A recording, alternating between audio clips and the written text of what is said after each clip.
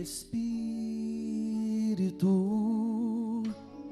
enche a minha vida, enche-me com teu poder, pois de ti eu quero ser. Espírito, enche o meu ser. Abre os seus braços assim, peça isso, Espírito. Espírito,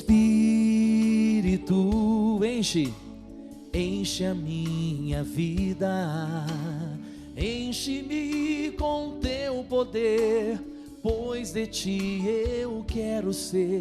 Espírito, enche o meu ser. As minhas mãos eu quero levantar, as minhas mãos eu quero levantar, e em louvor te adorar. Oh, meu coração eu quero derramar diante do teu altar. As minhas mãos eu quero levantar, peça isso com força, diga. As minhas mãos eu quero levantar e em louvor te adorar. Só a ti, Jesus, meu coração eu quero derramar diante do teu altar. Diante do teu altar, diante do teu altar. Derrama o seu coração diante do coração de Deus, diante do teu altar. Estamos reunidos em nome do Pai, do Filho, do Espírito Santo. Amém. Estão com frio ainda? Rapaz, não pediu para você dar uma fogueira aqui então, né? Uma fogueirinha de São João. Você que sintonizou a Rede Século 21 agora, seja muito bem-vindo, bem-vinda. Estamos caminhando em fé. A proposta para esse dia é darmos 4 passos para alcançarmos o milagre. Em cada passo tem uma atitude. Quando a gente dá um passo, esse passo gera uma atitude em nós. A primeira atitude do primeiro passo que nós demos é crer. Conhecer o mundo espiritual e crer que ele existe. Crer no plano salvífico de Deus. Ficou bem claro para nós isso, né? Primeiro passo que nós demos, conhecer o mundo espiritual. Partindo ali de Efésios 6:12, onde São Paulo vai falar dessa luta espiritual que existe no mundo espiritual, e que nós temos que entender que a nossa luta não é contra homens de carne, é contra as potestades. Eu e o Carimbão, nós estamos lá dentro da Câmara dos Deputados. Ele é o presidente da Frente Parlamentar Católica, eu sou o vice-presidente da Frente Parlamentar Católica. E como nós temos travado uma luta ali, nós sabemos que nós não lutamos contra outros deputados que são contrários aos nossos valores da fé. Nós não lutamos contra outros deputados, né, Carimbão, que são contra a família. Não, na verdade nós lutamos contra potestades. Seres espirituais que pairam nos ares e que, claro, vão usando de homens, vão usando de canetas, vão usando de corações, para vir totalmente contrário àquilo que nós acreditamos, contrário à nossa família e esse valor básico da sociedade que é a família. Mas nós temos plena consciência, seja nós lá na Câmara dos Deputados, seja você no seu trabalho, na sua luta ali, na sua paróquia, na sua comunidade, você não está lutando contra o seu coordenador de grupo, você não está lutando contra o seu irmão da pastoral, você não está lutando contra o padre, você não está lutando contra o bispo, não. A nossa luta é contra os seres espirituais, infernais, potestades. Nós confundimos as coisas. A gente vive um problema com alguém e acha que ele é o nosso inimigo. Como eu disse, tem mulher que acha que o inimigo dela é o esposo. Tem esposo que acha que o maior inimigo que ele tem é a sua esposa, porque eles estão vivendo um conflito familiar. Nada disso. São seres espirituais. Mas eu já disse para você também que no mundo espiritual, claro, principalmente tem as coisas boas, né? Então nós entendemos que existem essas duas situações no mundo espiritual. Primeiro, que ele existe. E segundo, que ali tudo de bom que nós precisamos já existe. Mais concreto do que esse ambão que eu posso tocar, o milagre que eu preciso, ele já existe. Ele precisa ser plasmado aqui no mundo material. Aí é o passo que a gente vai dar agora. O primeiro passo gerou a atitude de crer. Primeiro passo, conhecer o mundo espiritual. Primeira atitude, crer.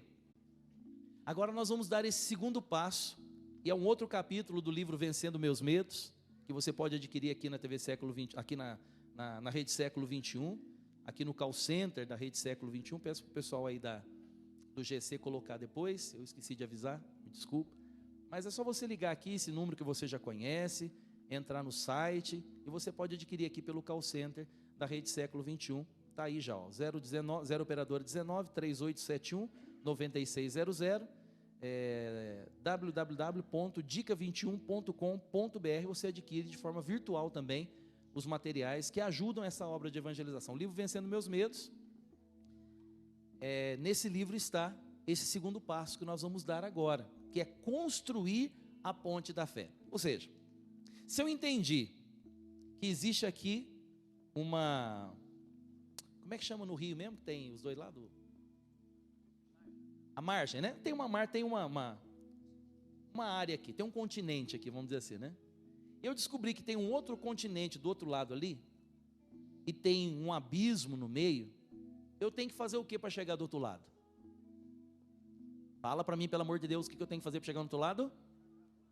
Pular. Mas se isso é muito largo, como é que faz? Aí tem que ter uma ponte, né? O segundo passo é construir a ponte da fé. Se o primeiro passo é conhecer o mundo espiritual, crer que ele existe e saber que tudo de bom que a gente precisa está ali, e também tudo de ruim que a gente não quer também está ali, eu tenho que aprender a construir uma ponte, a ponte da fé. Primeiro eu vou falar da ponte da fé, a construção, o que é bom. E vou dar uma pitadinha no que é ruim, que é destruir a ponte do medo. Porque também a ponte do medo, como eu já mostrei no livro de Jó, possibilita que tudo aquilo de mal que existe no mundo espiritual aconteça na minha vida. Eu relato no livro, inclusive pesquisas científicas, que falam de pessoas que tinham medo de ter câncer, mas aquele medo mortal, aquele medo que realmente toma conta até dos ossos da pessoa, e essas pessoas acabaram tendo câncer. Pesquisas que foram feitas com várias pessoas, pesquisas nos Estados Unidos. Os nossos medos se transformam em realidade, vai dizer Jó. Então nós vamos ter que aprender a destruir a ponte do medo. Mas eu quero falar agora do positivo, construir a ponte da fé. Eu, como o padre dizia, sempre como carimbão também, já viajou para mais de 20 países lutando contra a droga, descobrindo os dispositivos, como é que faz a droga, para poder aqui trabalhar políticas públicas contra a droga. Eu já viajei também para mais de 20 países, evangelizando, falando da palavra de Deus, pregando a palavra de Deus, cantando. Eu fui para o Japão já 3 vezes em missão. Numa das vezes que eu fui, estávamos eu e o padre Jonas Abib. E nessa vez, nós fizemos ali a missão de 15 dias no Japão, foi maravilhoso, experiência linda. Aliás, foi a primeira vez que eu fui no Japão. E foi uma experiência fenomenal. Ou seja, é um outro mundo, é uma outra realidade, né? Nós estamos aqui no Ocidente, eles estão lá no Oriente, outros costumes, enfim, foi uma experiência linda. No final dessa missão, nós estamos voltando para o aeroporto. E foi avisado na noite anterior que ia estar chegando um taifu. Um taifu é um tufão. Ia estar chegando um tufão, uma grande tempestade. A gente no Brasil nem sabe o que é isso, né? Graças a Deus no Brasil a gente não tem esse tipo de situação. Mas lá estava chegando um taifu, um tufão. E então a gente já estava preocupado, porque podia ser que o avião nem pudesse decolar, porque se realmente chegasse esse taifu, esse tufão, ia ser impossível, os aeroportos iam ser fechados, a gente estava já preocupado. Mas amanheceu um dia ensolarado, dia bonito, bonito, bonito, limpo, limpinho o céu, mas um vento que arrastava até a gente se deixasse. E a gente olhando de fora, se não visse árvore balançando, achava que ia sair daquele calorão. Estava um frio danado, um sol de lascar, aquele sol claro, brilhante, e um vento terrível. E aí, você sabe que o Japão, se você já foi lá, ou se você já viu por TV, ou em foto, as ruínas são todas estreitinhas, né? Porque o Japão é uma ilha, né? Uma linguinha de terra. E então tem muita gente, população muito grande, e a questão urbana é muito complicada. Então tem que ser tudo, as ruas bem estreitinhas. Então os carros, tem carro grande também, mas a maioria dos carros no Japão são todos pequenininhos, mas, né, compactos. E nós entramos, hoje tem no Brasil, na época nem conhecia a Towner, né? Essas Towner que tem no Brasil, hoje esse carrinho pequenininho, tinha uma vanzinha mais pequenininha. Entramos numa dessas bem pequenininha e fomos para o aeroporto. Nós embarcamos em Osaka, é o nome da cidade. E lá em Osaka tem um aeroporto, engenharia japonesa, né, que é fenomenal. Eles construíram um aeroporto fora do continente porque não tinha mais espaço. O que eles fizeram? Eles aterraram o mar, construíram uma ilha, e em cima dessa ilha construíram um aeroporto. Então é uma ponte imensa que leva do continente até o aeroporto. E nessa ponte, você transita de carro. Nessa ponte também, se não me falha a memória, tem o tráfego de tipo um metrô, um trenzinho, né? Enfim, vai e volta, né? Quando a gente chegou na ponte, imagina, se o vento já estava forte no continente, você imagina em cima da ponte, aquela ponte imensa sobre o mar, que é normalmente de onde o tufão, o taifu vem, e a gente indo praticamente de encontro a ele, né? Porque a gente estava saindo do continente e indo para o aeroporto, que ficava quilômetros, eu não me lembro quantos, mas eram quilômetros até chegar no aeroporto. Quando essa vanzinha entrou na ponte, pensa num frio, começou a descer pela coluna, passando pelas regiões abissais, até chegar debaixo do pé. Rapaz, até arrepiava de medo. A vanzinha chacoalhava de um lado para o outro, assim, parecia que o vento ia levar a van, jogar nós dentro do mar. Um negócio assustador. Eu conto essa história mais detalhada no livro. Eu começo o livro com cada história de missão que eu vivi, ou uma situação familiar que eu vou testemunhar.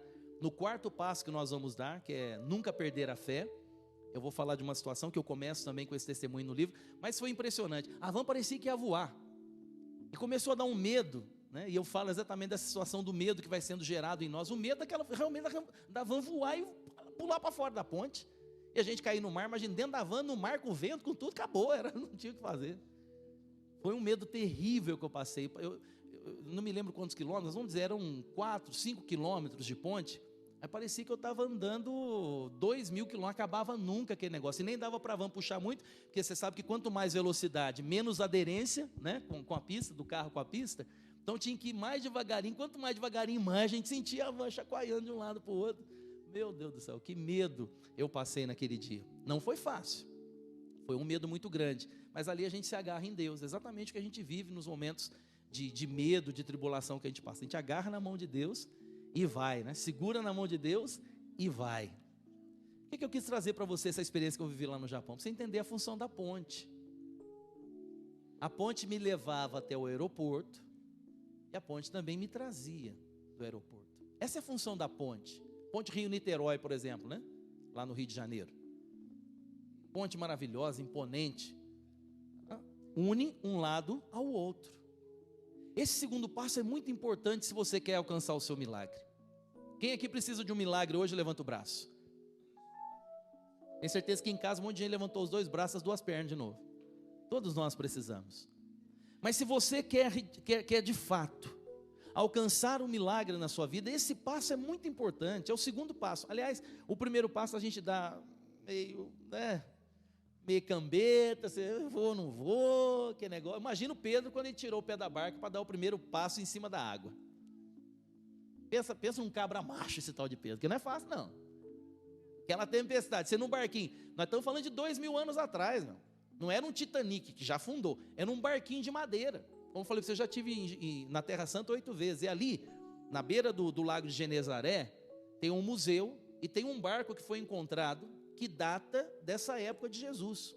Claro, são uns restos desse barco, mas é até uma parte bem considerável que foi conseguida ser retirada do fundo do lago de Genezaré. E é como se fosse uma canoa maior, né? Quer dizer, é muito rústico. Você imagina naquela tempestade de madrugada, Pedro tirar o pé da barca, pisar, pensa num cabra macho. Eu acho que eu não ia ter coragem, não. Ele foi, ele deu o passo. O primeiro passo sempre é um pouquinho mais vacilante. O segundo, você deu uma vacilada, mas você firmou o pé, né? Você firmou, viu que tem chão, aí você mete o outro pé. O segundo já vem um pouquinho mais firme. Então, se no primeiro passo, que foi conhecer o mundo espiritual, você ficou meio assim ainda, acho que é meio papo furado esse rapazinho, esse negócio. Eu não vou conseguir chegar no quarto não, porque eu estou achando... Não, o primeiro é normal, não é com você, é com todo mundo, a gente é assim mesmo. Mas agora o segundo, ele já vem mais firme. Porque é esse daqui que vai garantir os outros agora. O segundo passo vai garantir agora os outros. Que ele vai te dar firmeza. Construir a ponte da fé. Se você sabe que tudo que você precisa já existe, se tudo aquilo que você precisa de bom para a sua casa, imagina. Para pensar comigo. a restauração do seu matrimônio já existe. O que você ia fazer se você tivesse certeza disso? Amigo, minha amiga, você ia varar o mundo, é ou não é? Aonde que está? Não, está lá na Austrália. Saí agora, vou lá. Não, a cura do seu filho que está com leucemia já existe. Aonde? Mas, meu Deus do céu, você demorou para falar onde que está. Não, está lá no fundo do mar, no Oceano Índico, na latitude não sei o que, longe. Você vai nadando lá para o oceano, vai na unha. É ou não é? Imagina, você tem certeza que aquilo que você precisa para quem você ama já existe? Eu estou falando para você, a restauração do seu matrimônio está pronta, esperando por você. A restauração da sua casa, da sua família está prontinho, pacotinho feito bonitinho com laço de fita, esperando por você no mundo espiritual. Vai ter que construir a ponte da fé. Veja, para construir uma ponte tem uma engenharia, não é fácil construir ponte. Aliás, não é fácil construir nem uma paredinha, né?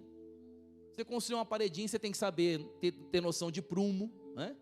Para ficar certinha, para não ficar meio cambeta, meio torta. Então você levanta uma parede torta, uma casa torta, fica tudo torto. Que nem a música do Nelson Correia, eu vi um homenzinho torto, né? Morar uma casinha torta, é tudo torto. Tem que ter noção de prumo, deixar tudo certinho. Para construir a ponte da fé, nós temos que entender o que é fé. E eu já comecei a dizer para você no passo anterior. Veja o que é fé. Hebreus capítulo 11, versículo 1. Começo no 1 para depois pular para o 6. O que é fé?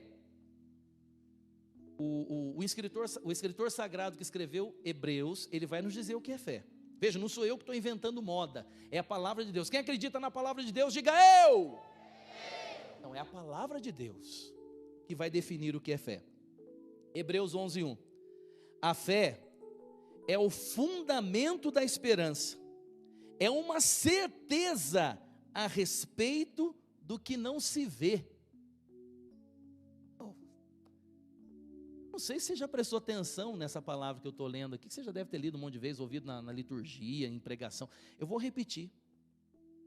A fé é o fundamento da esperança, é o fundamento, a fundação, fundamento, o alicerce.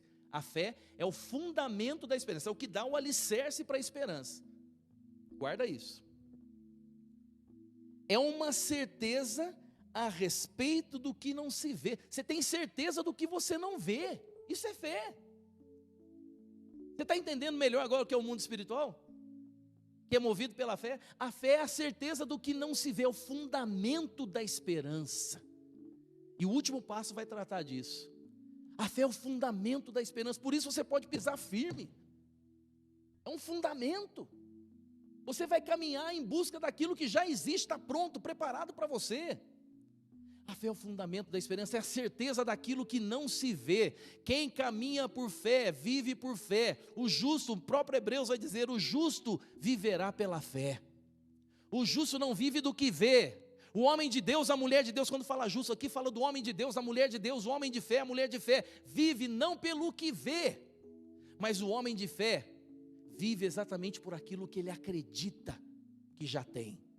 Esse é o combustível, é a gasolina que move o motor de um homem e de uma mulher de fé. É aquilo que ele acredita que já tem. E se eu acredito que eu já tenho, eu vou buscar. Não é não? Falar para você, tem um presente para você ali na lanchonete. Você vai ganhar 3 coxinhas, 2 pastel, 1 quibe e 1 risoles. E um suquinho natural, porque é para fazer bem para você. Não pode fazer mal. Imagina, você vai comer tudo isso de coxinha, de não sei o que, você tem que tomar um suco natural, que é para não acabar de vez e tomar um refrigerante. Se eu falar para você que está lá pronto, você vai ou não vai lá buscar? Não, fala de verdade, vai ou não vai? Porque senão eu fico achando que eu estou falando besteira aqui, pô. Se eu falar para você, você tem lá na sua conta no banco, estou dando agora, hein? Pronto. Você tem lá na conta do banco, vai, 537 mil reais, pronto, disponível para você lá. Você ia continuar me ouvindo aqui? Mas de jeito, nem eu que sou mais bobo, rapaz, você tá louco? Você ia sair rasgando de bico, banco fechado. Eu vou tirar 537 mil na boca do caixa eletrônico ali, só sai 700, não adianta, tem que esperar até amanhã. Então me ouve até o final, que só amanhã que você vai poder tirar. Está entendendo? Isso é fé. Isso é fé. Fé é a certeza do que não se vê, é o fundamento da esperança. Você tem que construir essa ponte com esses tijolos.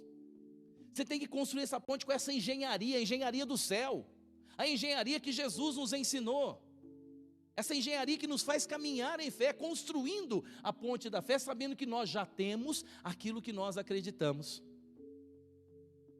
E uma outra coisa importante, que está exatamente aqui nessa palavra. A partir do momento que você sabe o que é fé, você tem que entender o que a fé gera para você. Aí dá um pulinho, você está com a Bíblia, vai aí no versículo 6. Mesmo Hebreus 11, agora capítulo 6. Capítulo 6 de Hebreus vai dizer, completando o versículo 1. Perdão, capítulo 11, versículo 6. O versículo 6 completando o versículo 1, agora nessa lógica que a gente está trilhando. Versículo 6 diz, sem fé é impossível agradar a Deus. Eu paro aqui, vou ler o resto, mas já para aqui. Escuta, abre esse zoreião aí, escuta. Hebreus 11, 6.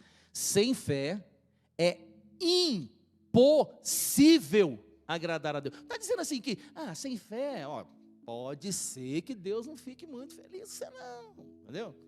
Sem fé, pode ser que você dê seus pulos aí, mas assim, entendeu? Vai ficar meio complicada a coisa, negócio não. A palavra de Deus é muito clara, sim, sim, não, não. Não é que a gente conversava ali atrás, né, meu amigo? Sim, sim, não, não. Sem fé é impossível agradar a Deus. Por que Maria Santíssima agradou a Deus? E ela foi chamada ave cheia de graça. Foi chamada cheia. Por quê? Porque ela agradou a Deus com a sua fé.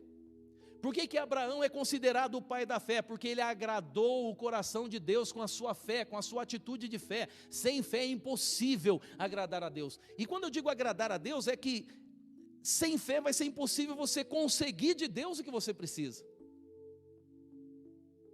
Não é verdade? Eu tenho 5 filhos. O menorzinho tem 10, o maior tem 24. 5 meninos, 5 homens. O Piquitiquinho, principalmente, o Vinícius, pensa num molequinho liso. O que quer de mim é que o moleque consegue. É liso que não tem mais onde, só não é mais liso porque não cabe mais. Ele é muito pequenininho para caber mais lisura nele. Liso que nem um quiabo. Só não consegue o que não quer. Não é assim, filho, com a gente? Ele sabe o jeitinho de pegar o pulo do gato no pai e na mãe, né? Mas o filho, quando ele chega pedindo o que ele... O Vinícius, eu sempre conto essa história, que agora foi aniversário dele esses dias atrás, né? Ele já faz uma listinha, e não faz um papelzinho com um, por exemplo, já põe 3, 4, até para ter o risco de falhar um, ele ter mais 2 ou 3. E o que ele pede, normalmente ele ganha, ele é danado. Ele já sabe como pedir. Isso se aplica imagina, se aplica com a gente. Jesus vai dizer na palavra, no Evangelho, se vós que sois maus, sabeis dar coisas boas aos vossos filhos, quanto mais o Pai do céu não vos dará aquilo que vós pedirdes. Se nós que somos maus queremos dar o melhor para os nossos filhos, quem dirá o Pai do céu? Por isso que a palavra vai dizer agora em Hebreus, sem fé é impossível agradar a Deus. Está entendendo o que é agradar a Deus? Quando você dá um passo de fé, quando você começa a construir a ponte da fé, você agrada o coração do Pai que te ama, e o Pai que te ama, ele vai querer retribuir, é próprio do Pai. É próprio de um pai, de uma mãe que ama, querer dar o melhor para o seu filho. Agora, tem que construir essa ponte da fé, sabendo aonde você vai chegar.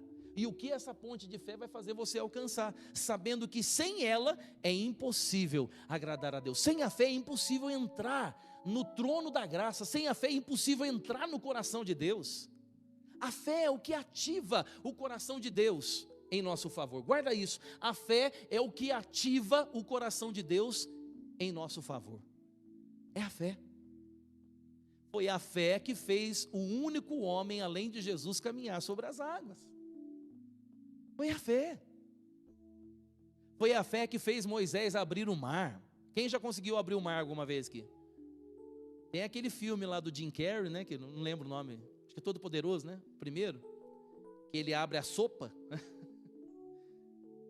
Para mostrar que realmente nós não temos poder nenhum. Se não é pela fé, você pode até abrir sua sopa ali com a colher. Mas para abrir o mar tem que ter fé. Tocar o cajado e abrir o mar. Atitude de fé, Deus responde a um ato de fé. Todo ato de fé relatado na Bíblia teve uma resposta de Deus. Todo ato de fé, não foi 1, 2, 3, 4, 5. Todo ato de fé relatado na Bíblia teve a resposta de Deus. E a resposta de Deus é um milagre. A resposta de Deus a um ato de fé é um milagre, não é qualquer coisinha não. A resposta de Deus a um ato de fé se chama milagre. Diga comigo, a resposta de Deus. Não, só quem está acordado sem babar, fala agora bem alto assim. A resposta de Deus, esse friozinho, sentado aí, vai achando aquela lomba, daqui a pouco está aquela poça de baba do lado. Fala, a resposta de Deus a um ato de fé se chama, enche o peito de ar para falar agora isso, milagre. A resposta de Deus a um ato de fé se chama milagre. E eu vou dizer por quê. Não estou inventando moda não. É a continuação da palavra aí do versículo 6. Hebreus 11:6. Ora, sem fé é impossível agradar a Deus. Agora presta atenção, que é isso que você disse. Pois para se achegar a Ele, é necessário que se creia primeiro. Não foi o que a gente fez? Primeiro passo? Eu estou seguindo o que a palavra está dizendo, não estou inventando moda aqui. Para se achegar a Ele, é necessário que se creia primeiro. Eu disse para você, a primeira atitude do passo de fé é crer. É crer, aderir ao plano salvífico do Pai. É a primeira atitude que nos aproxima de Deus. Ora, sem fé é impossível agradar a Deus, pois para se achegar a Ele, é necessário que se creia primeiro que Ele existe e que recompensa os que o buscam. Você não entendeu o que eu falei, não? Se tivesse entendido, você tinha levantado na cadeira, batido palma, dado 3 piroletas no ar, jogado a cadeira para o alto, pegado de novo, rodado o cachecol. Não, você não está entendendo o que eu estou falando. Presta atenção nisso, pelo amor de Deus. Presta atenção no que eu estou falando. Olha o que eu estou dizendo, está na palavra. Escuta. Ora, sem fé é impossível agradar a Deus, pois para se achegar a Ele, é necessário que se creia primeiro, que Ele existe, e que recompensa os que o procuram. Ele recompensa quem o procura. Recompensa é igual a milagre. Aqui não estamos falando de dinheiro, não, din-din. Ele recompensa quem o procura. Quem vai procurar? É quem sai do lugar e vai caminhar, vai atrás dele. Onde que Deus está? Eu vou lá. Deus está aqui no coração do Padre Anderson, eu vou aqui, filho. Eu sou bobo. Eu quero ser recompensado por Deus. Está no coração do sacerdote. Eu vou buscar Deus no coração do sacerdote. Aí ele está onde? Ele está no Santíssimo. Eu vou lá.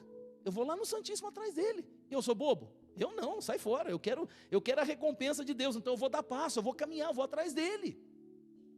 Está entendendo por que ele recompensa? Porque ele vê na atitude daquele filho realmente um ato de fé. Primeiro, aquele filho acredita que ele é um pai amoroso, um pai generoso, um pai, como diz a palavra, que não se deixa vencer em generosidade. E porque esse filho acredita e que ele existe, que ele é um pai de verdade, esse filho o busca, e buscando é recompensado por ele. É uma matemática maravilhosa de Deus, é uma pedagogia maravilhosa de Deus. Quem busca é recompensado. Meu amigo, vai ter que construir essa ponte, vai dar um trampo danado, vai machucar a mão, vai ter muito suor, vai ter muita lágrima, mas tem que construir a ponte da fé, porque Ele recompensa quem busca. A senhora falava de dar um salto lá de um abismo para o outro, né? Se não está tão longe, pula. Mas por que não? Não. Eu estou com um bagulho no ouvido aqui, não escutei ainda. O quê?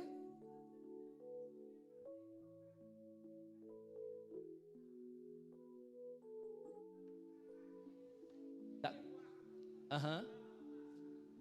Sim. Cortou a cruz para fazer uma ponte. Usa do seu sofrimento para construir a ponte da fé. Exatamente. Muito mais saúde de palmas para a nossa teóloga de plantão aqui. Rapaz. É sabedoria popular na hora aí, ó. Já completou tudo, já disse tudo. Pode ir todo mundo para casa. Vamos embora, acabou. Construir a ponte da fé é exatamente no sofrimento. Custa. Não ache que Deus vai dar presente para você sem você ter feito algo. O nosso Deus, ele não é um Deus que mima filho. Tem coisa mais horrível que filho mimado. Pensa bem, não é?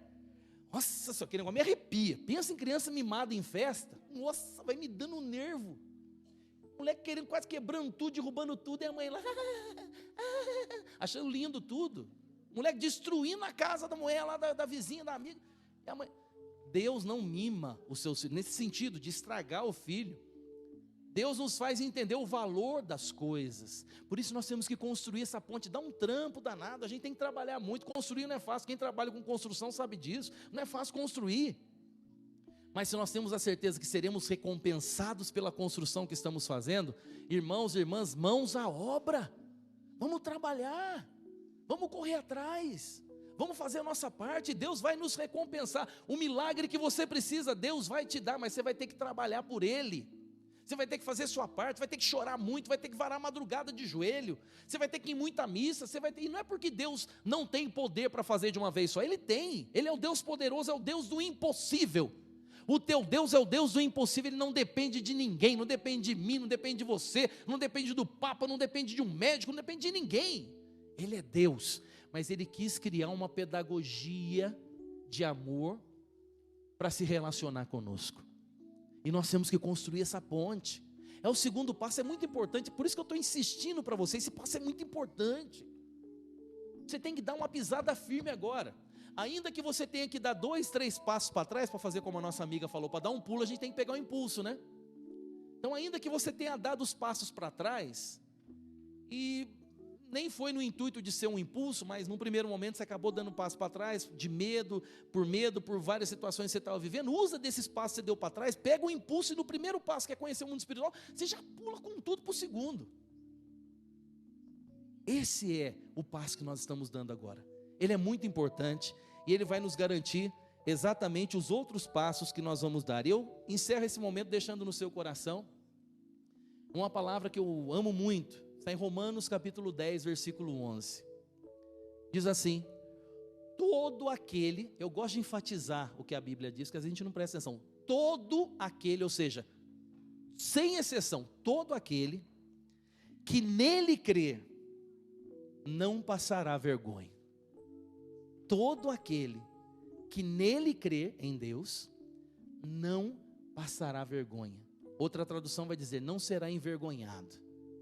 Todo aquele que nele crê, todo aquele que entender que sem fé é impossível agradar a Ele, a Deus, e que todo aquele que se achega a Ele será recompensado, esse não será envergonhado, é a garantia que a própria palavra nos dá em Romanos 10, 11. Todo aquele que nele crê não será envergonhado. Nós não seremos envergonhados, Padre. Eu creio que eu não serei envergonhado. Os homens e as mulheres de fé que caminham em fé não serão envergonhados, alcançarão o milagre que necessitam. Eu estava ali sentado, refletindo umas coisas, e outra vez eu acho que já disse que estava aqui no Louvemos o Senhor, acho que já apresentei uma vez, já tive outros momentos aqui, e eu me recordava de quando eu lá em casa, petitinho assim, bem novinho, não tinha cabelo branco, né?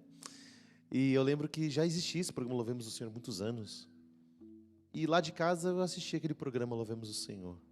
Eu fiquei ali sentado olhando, eu falei, meu Deus, quem diria que um dia eu estaria apresentando o programa Louvemos o Senhor? E eu nunca pedi isso para Deus, mas conforme eu fui dando os passos na fé, minha família foi ensinando os passos na fé para mim, conforme eu fui conhecendo homens de Deus como você, como tantos homens, profetas de Deus, né? Eu fui dando passos na fé, fui construindo essas pontes, e Deus hoje me trouxe aqui. Tive muitos medos para chegar aqui, medo de apresentar esse programa, medo de fazer a palavra de Deus, fazer a vontade de Deus, mas eu digo para você, hoje estou aqui e tenho certeza que Deus também pode fazer o impossível na sua vida. Deus é capaz de fazer o que disse que prometeu que faria. Parabéns por essa palavra, Flavinho, obrigado pelo teu testemunho, sua pregação. Mais uma salva de palmas ao nosso Deus, e bom, maravilha.